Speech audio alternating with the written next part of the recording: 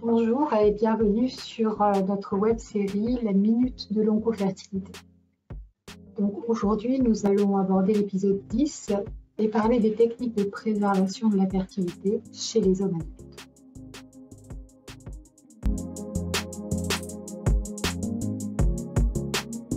Alors, en effet, les agents thérapeutiques du cancer sont susceptibles d'atteindre la fertilité masculine à différents degrés en fonction de la qualité initiale du sperme, de la pathologie du patient, du type de traitement et de son évolution au cours du temps, mais aussi en fonction de la susceptibilité individuelle du patient. Donc, ils vont entraîner des altérations, mais qui sont complètement imprévisibles quant à la profondeur de l'atteinte de la spermatogénèse, quant à la capacité de reprise de cette spermatogénèse à l'arrêt des traitements. Est-ce que cette spermatogénèse va reprendre de manière complète ou partielle? Outre ces risques sur la fertilité, ces agents thérapeutiques des cancers présentent aussi un risque sur la qualité des gamètes, à la fois pendant le traitement, mais aussi pendant quelques temps après l'arrêt de ces traitements.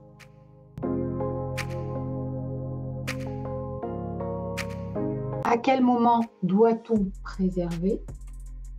Eh bien, ces traitements, nous l'avons vu, vont altérer la qualité des gamètes et plus précisément, ils vont avoir un effet génotoxique, c'est-à-dire qu'ils vont altérer l'ADN des spermatozoïdes, entraîner des fragmentations, des cassures, des mutations de cet ADN, mais aussi un défaut de condensation de cet ADN et une diminution de ses capacités de réparation.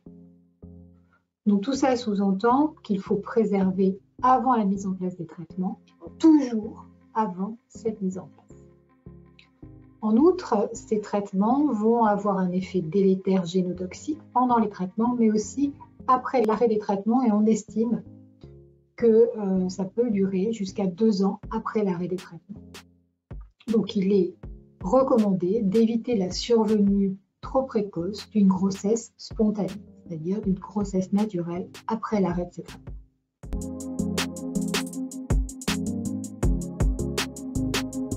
Alors, quelles sont les techniques qui peuvent être proposées? La plus simple chez l'homme adulte, c'est donc de récupérer des spermatozoïdes éjaculés.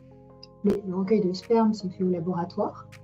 C'est une technique simple, par automasturbation, et qui est possible dès la puberté, c'est-à-dire dès l'âge de 12 ans. Généralement, on propose d'effectuer plusieurs recueils, plusieurs prélèvements. Le sperme obtenu va ensuite être mélangé à des cryoprotecteurs, puis conditionné en paillettes, des petites pailles, qui vont ensuite être plongées dans l'azote liquide et maintenues, conservées dans des bonbonnes d'azote liquide, jusqu'à ce que le patient sollicite l'utilisation de ces paillettes.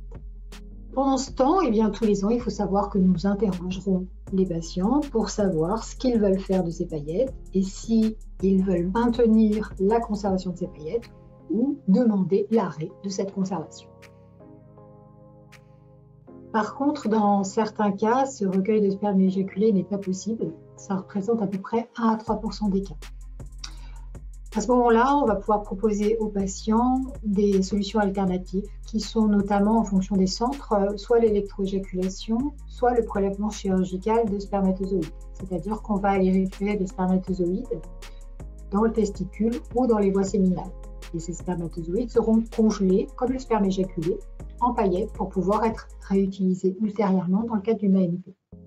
Néanmoins, ces techniques sont un petit peu invasives et on va les proposer uniquement quand il y aura un risque très élevé, quasi certain, d'altérer la fertilité. Voilà, donc j'en ai fini sur cette partie technique de la préservation de la fertilité chez l'homme adulte. Ne manquez pas les autres épisodes de la 3e partie qui sont déjà disponibles sur notre site www.oncopl.fr. Je vous remercie de votre attention.